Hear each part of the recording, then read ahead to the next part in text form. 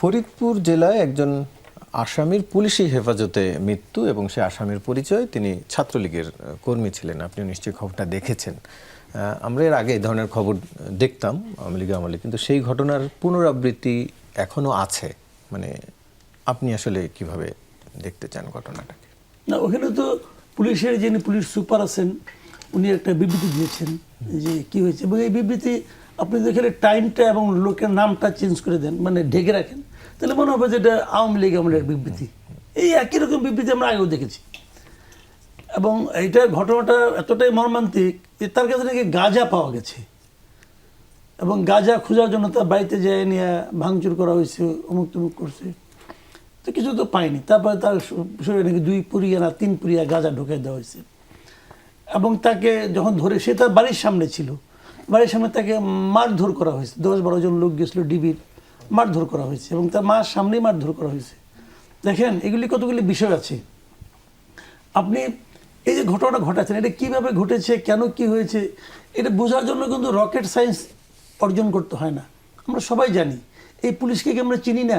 চিনি। কিন্তু বিষয়টা এতটাই মর্মান্তিক যে ওখানকার বিএনপির যিনি বোধহয় মহাসচিব, ওখানকার ওই যে সাধারণ সম্পাদক, জেলা সাধারণ সম্পাদক, উনি নিজের ফেসবুকে পোস্ট দিয়েছেন এটা নিয়ে, যে উনি খুব হতাশ হয়েছেন এবং বলেছেন যে এই পুলিশটা আগের মতো আচরণ করছে।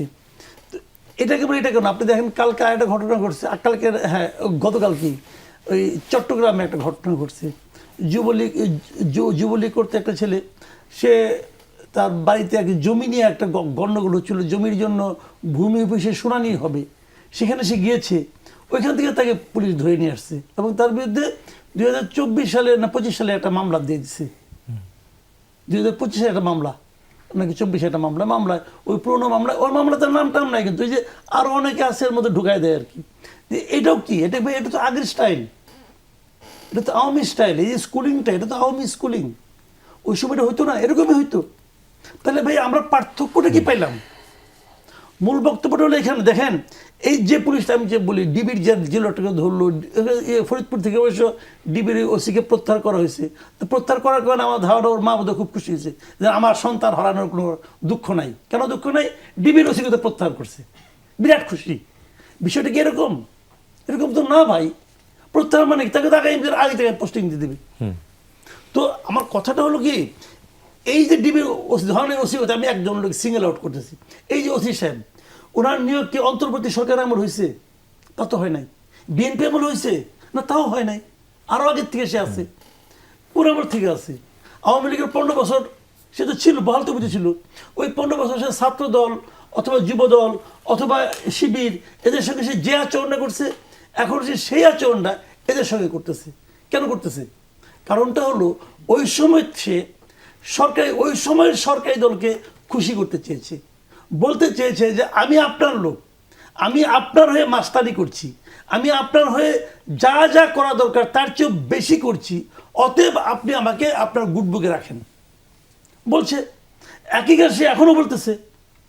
দেখেন, আমি আসলে গুপ্ত ছিলাম, আমি আসলে আওয়ামী লীগ ছিলাম না ভাই, আমি হলাম আপনার লোক। আসলে ওই সময় গুপ্ত অবস্থায় ছিলাম। দেখেন না আপনার কত অনুগত, আপনার হয়ে আমি এদেরকে মারতেছি, এদেরকে পিটাইতেছি, এদেরকে ধরে ধরে আমি মানে হত্যা করতেছি। এবং এদের এই হত্যাটা কিন্তু মানে সরকারকে কিন্তু ওই একটা লোককে হত্যা করতে দেখাচ্ছে না, সে ওই একটা লোককে এই সঙ্গে এই আচরণটা করে পুরো দেশের মধ্যে একটা মেসেজ দিচ্ছে যে এখন তোমরা যে সরকারের আন্ডারে আসো, এই সরকার কিন্তু এরকম বেপরোয়া, তারা কিন্তু পাইলেই ধরে মেরে ফেলাবে। এই মেসেজটা, যে মেসেজটা নাকি আওয়ামী লীগ সরকার খুব ইন্টেনশনালি মানুষের মধ্যে ছড়াই দিয়েছিল, সেই একই মেসেজ এরা দিচ্ছে। এবং এটা দেওয়ার মাধ্যমে কি হচ্ছে? এটা দেওয়ার মাধ্যমে সাধারণ মানুষের মধ্যে কার প্রতি ভয়টা আসতেছে, কার প্রতি ঘৃণাটা আসতেছে, সেটা কিন্তু ওই পুলিশ অফিসারের কেউ নাম জানবে না। ওই পুলিশ অফিসার কে নাম জানি না তো আমরা কেউ জানি। দায় কিন্তু আসবে এই বিএনপি গভর্নমেন্টের উপর, যেগুলো বিএনপি গভর্নমেন্ট না চালিকার হয়। মানুষ কিন্তু এভাবে বলতেছে। তো এইরকমই একটা ঘটনা আমি তো মনে করি যে ফরিদপুরে যিনি বিএনপি লিডার আছেন তাকে বিএনপি গভর্নমেন্ট উচিত যে একটা মানে ধন্যবাদ দেওয়া, যে তুমি আমাদের দলটাকে রক্ষা করার চেষ্টা করতেছো, যে এর সঙ্গে ভাই আমরা নাই, এর সঙ্গে ধান্দাবাজ লোকগুলি আছে।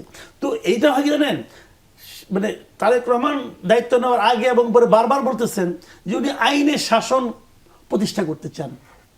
এটাকে আইনের শাসন কেউ বলবে, উনি বলুক, ওনার দল, ওনার মনে করেন আমাদের একজন আইনজীবী আছেন, উনি বলেন এটাকে আইনের শাসন। হইল এটা কিছু? হইল না তো।